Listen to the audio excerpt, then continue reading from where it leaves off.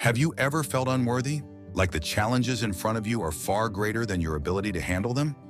Maybe you've looked at your flaws and thought, there are too many. Maybe you've doubted that you could ever be enough. You're not alone.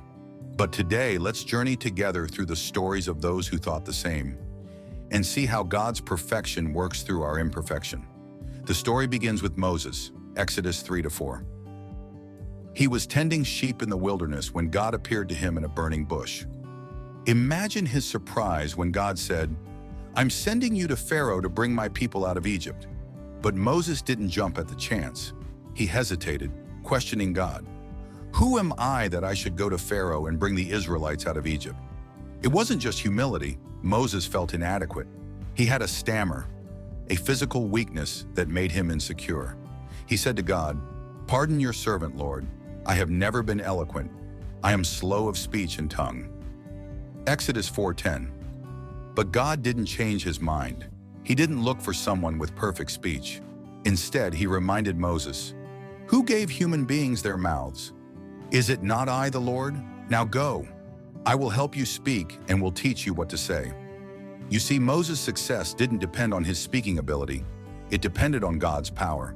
And just like Moses, God has chosen you, not because of your perfection, but because of his. Then there's Gideon. Judges 6-7. Gideon was the least in his family and came from the weakest clan in Israel. When God called him to lead Israel against the Midianites, Gideon was full of doubt. He even tested God, asking for multiple signs. But God remained patient. At first, Gideon assembled a massive army. But God had a different plan. He told Gideon, "You have too many men. I cannot deliver Midian into their hands, or Israel would boast against me, saying, 'My own strength has saved me.'" Judges 7:2. God reduced Gideon's army from thousands to just 300. Imagine the fear, the uncertainty. But God knew what he was doing. The victory wasn't going to come from the size of the army. It was going to come from the power of God. The 300 soldiers holding torches in jars. When the moment came, Gideon and his men didn't even need to fight. They blew their trumpets, broke their jars, and God caused the enemy to turn on each other. The battle belonged to the Lord. Do you feel like Gideon sometimes? Overwhelmed by the challenges in front of you, unsure if you have what it takes? Maybe you feel like Moses. Your flaws are too obvious, your weaknesses too many. But here's the truth. God doesn't call the perfect. He calls the willing. He doesn't need your strength. He needs your trust. The Bible says in 2 Corinthians 12:9, "My grace is sufficient for you, for my power is made perfect in weakness." What does that mean? It means that your imperfections are not obstacles for God. They're opportunities. Opportunities for his glory to shine through you. When you feel weak, when you feel like giving up, remember what God says. "Let the weak say, 'I am strong.'" Joel 3:10. Why? Because our strength doesn't come from ourselves. It comes from the one who created us, who loves us, and who is fighting for us.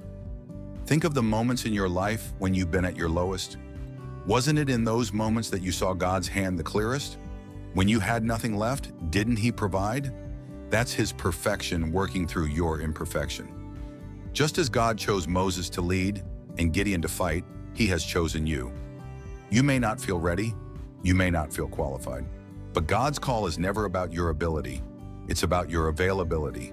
Trust him with your weaknesses. Offer him your flaws, because in his hands your brokenness becomes beauty, your insecurity becomes strength, and your impossibility becomes a miracle. So today, let those who are weak say, "I am strong." Let those who feel unworthy know that they are chosen. And let those who doubt remember this. It's not about your perfection, but about his. And his perfection is more than enough. In your weakness, he is strong. Trust God's perfection.